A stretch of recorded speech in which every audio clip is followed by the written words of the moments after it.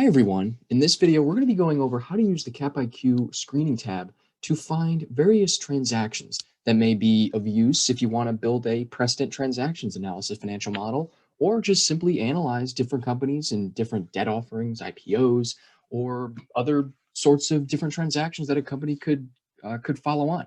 There are so many different types of transactions. CapIQ has all of them, and they're really useful. And I'm going to show a couple different ways of finding various M&A deals, bankruptcies even, or simply share buybacks. Maybe if you want to check on how a tech company is buying back shares as an investment thesis, for example, something like that. The transaction screener is really helpful. So first things first, I'm going to give a quick example of like a scenario that could bring us to need to use the transaction screener. And a quick example would be, say you're working in investment banking and you're trying to value a local television broadcasting client as they look to sell themselves.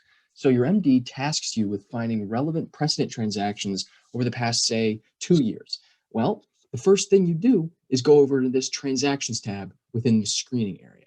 So left click on transactions, and it'll bring you to this range of criteria.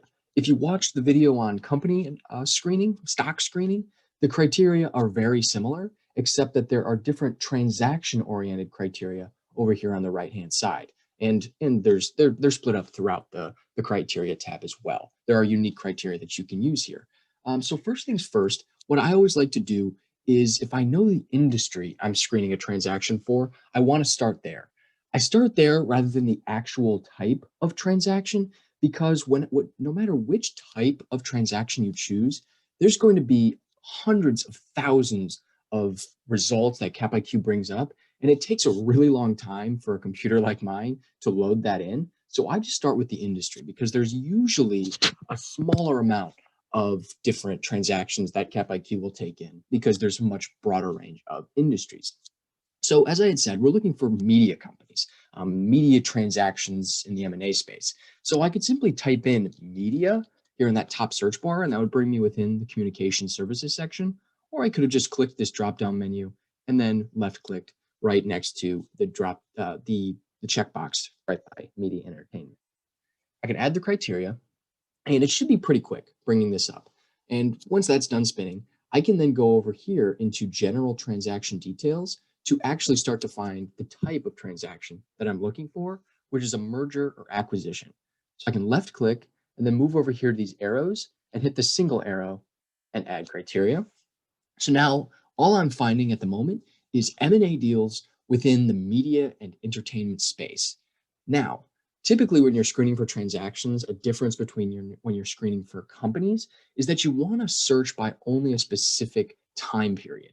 For example, I'm not going to try and compare and contrast a merger that took place in, say, 2019 with a merger that took place in 2005. The macroeconomic environments are wildly different. Inflation has probably eaten away at money over those 14 years. And you want to make sure that your transactions are happening within a much smaller window. And that's why I pointed out that my MD, in this example is looking for different deals that happened within the past 2 years. So with that said, we can go back over to M&A details and click dates. And this is where we can decide on what range of time we want our deal to have taken place in. You can see we can either screen by announced date, various types of settings for the announced date, or even the close date. I like to search by the announced date because that will take in deals that maybe may not have closed yet. Say a really pertinent deal happened, maybe a couple months ago, and it hasn't yet closed, but still could be of value if you're trying to analyze all transactions. And with that said, I'm going to go back over here in this drop-down menu, left click, and choose the last 2 years, because 2 years is typically between 2 and 3 years, I'd say, is a typical range of time to use when you're looking for various transactions. Next, I want to make sure that I'm only finding transactions that have data that I can even analyze. CapIQ is great. It has all of the transactions that could have taken place.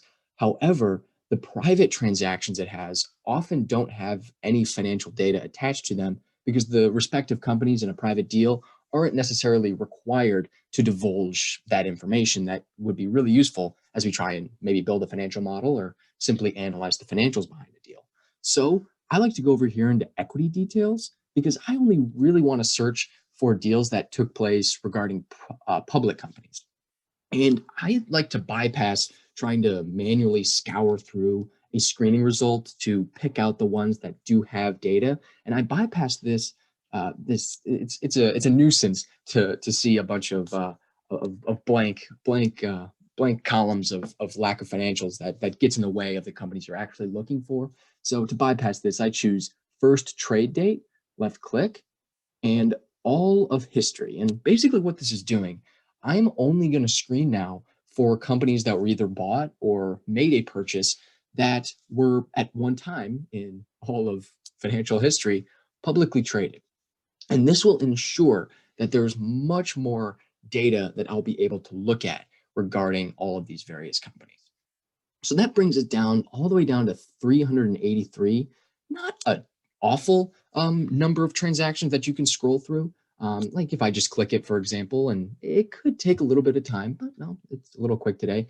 It's quite a bit of transactions. And you'll notice that based on a variety of these different stock exchanges, they may be in other foreign nations. So maybe if we're trying to value a United States transaction or company, we probably only want to search by transactions that occurred at least in North America, maybe just even the United States. And in order to do this, we're going to go down into company details, geographic locations, left click, and now you can screen by wherever that transaction occurred. I'm just going to click on the United States and Canada, but if you open this drop-down menu, you can choose either specifically Canada or specifically the United States, or even all 50 of the United States, all 50 states within the United States, or even the various regions of the country. You can do the same with Canada, but I'm just going to choose the US and Canada and add that criteria, and that should bring down our total to a much more reasonable 65. And now I can click into 65 and get a much better, much more digestible total of different deals that I can start to look at. And, for example, this is what I was sort of getting at. This seems to be a really big deal. Electronic Arts purchased what Glue Mobile from what looks like a variety of investors for 2.2 billion, and it hasn't been closed yet, but it was announced just a few days, just 2 days ago, as I'm recording this on February 10th. So it's a good deal to have, and definitely something that shows that you want to include all deals that were announced, as well as those that were closed. However, one final thing that I want to point out before we go on to a different transaction is that some deals get canceled. And if you don't want to look at these, you can simply go back to the screen builder, go into M&A details, click dates, and you can also click close date, left click, within the past, all of history. So you're only choosing deals that have at one point in time been closed, add the criteria, and now that will rule out all those deals that have not been closed. You can click back in. It brought it down to 44. And well, it looks like it's only including those deals that have been closed, and it's omitting the ones that are announced. So we can sort of go back and forth between these two screening tabs to see those most recent ones that were announced over the past couple weeks, or only look for various closed deals. But that's a way to really get rid of anything that was at one time canceled. So hopefully that was helpful and a good way of getting comfortable with with the variety of different criteria that you can use. And we'll try and utilize a couple of these other criteria too. And we're going to get into now looking at another type of transaction, a bankruptcy. So now that we've looked at a way to screen for M&A deals, we can now click this little X right here to begin a new screen and press OK. And now we're going to look at another type of transaction that CapIQ gives us information to, and that'll be a bankruptcy. I think a bankruptcy would be a really interesting way of getting an analysis of an industry, for example, and say maybe you wanted to research a specific industry, for example, maybe the automotive industry, and wanted to look at the historical figures and facts of recent bankruptcies, whether it's for your own sort of fun interest and research, or actually a means of building an investment thesis. You can start the screen for bankruptcy transactions through, once again, the general transaction details section, or remember, as I had said earlier, you can start with your industry classification, either in your most used section or your company details section. As I had said, we're looking for automotive deals and automotive bankruptcies. So I can just simply type in auto and it'll bring me within consumer discretionary. I can left click, add the criteria. And now, once again, I'm only looking for automotive based transactions. But now, if we go over to the general transaction details, go into types and press bankruptcy, we can double click actually and press add criteria. We are now looking at all bankruptcies in the automotive space, which there have only been 274, which CapIQ has history of. But once again, we can screen by geography, either in once again your most used section or company details. If we want to see maybe only the most active automotive manufacturers, be it in maybe Asia, Europe, and the United States, we can rule out any other places that may have had transactions that may not be pertinent to our research, as Asian vehicles, European vehicles, and of course, United States vehicles, I guess, are most common in our United States way of life. But maybe that'll, well, there haven't been any automotive bankruptcies elsewhere around the world, but that's a good exercise to do, only choosing by the geographies that you're looking for. And once you've done that, you can go back down into bankruptcy details in order to utilize some of these more specific bankruptcy related criteria.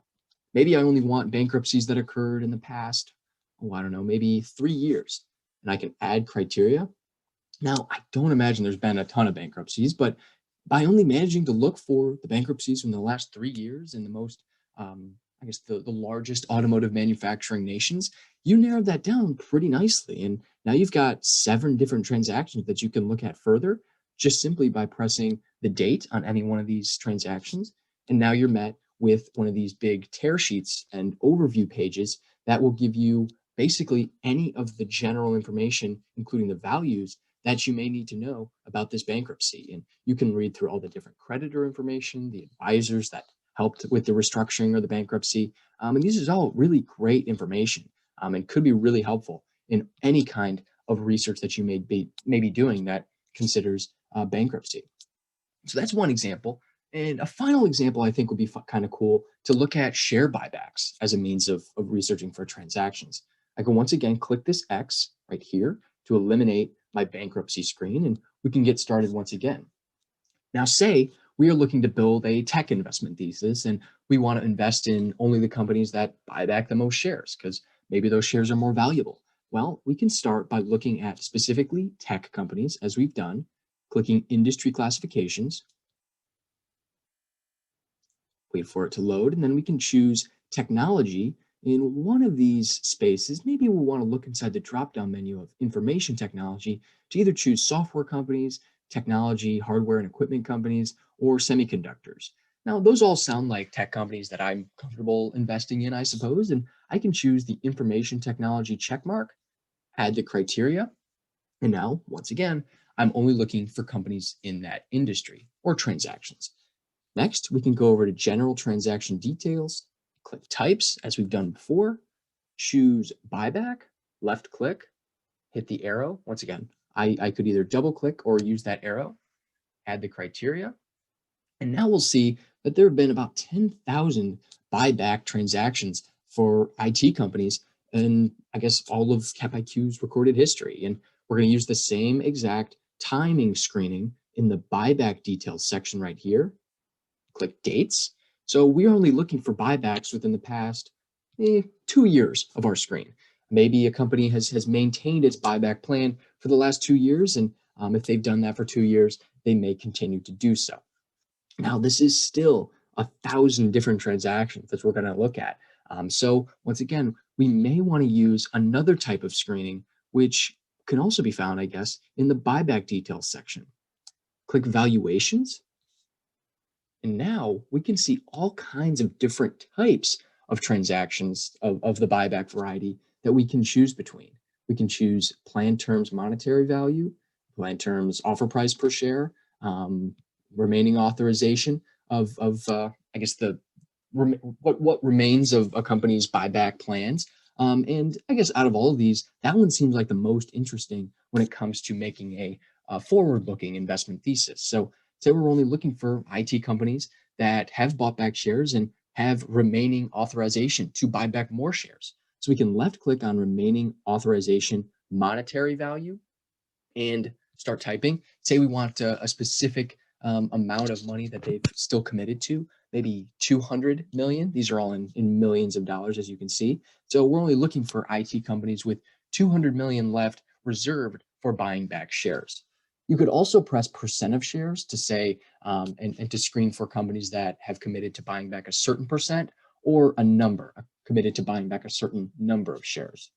So we can press in 200, add the criteria, and this should bring down our search to 60 companies, which is really quite manageable to look at. So we can click that 60, and now we can go into each of these different companies if we want and look through their financials and look through their investment prospects, and consider the fact that they have all committed to more buybacks of shares, which could really play nicely into our investment thesis. And if you go over here to the right-hand side, you can see that Microsoft has still committed 20 billion to buy back shares, all the way down to the lowest company on this first page, Cirrus Logic company I'm not familiar with, but has reserves for 350 million of more shares to buy back. And this would be a really fascinating page if you want to look at it, or hopefully it was just a good example of another type of screen that CapIQ is useful for. So to close out the video, I'm just going to go back to the main screen builder. Hopefully this was really helpful to see variety of different types of transaction screenings that you can do here on CapIQ. Thank you for watching, and I hope you enjoy the other videos that we have available to you.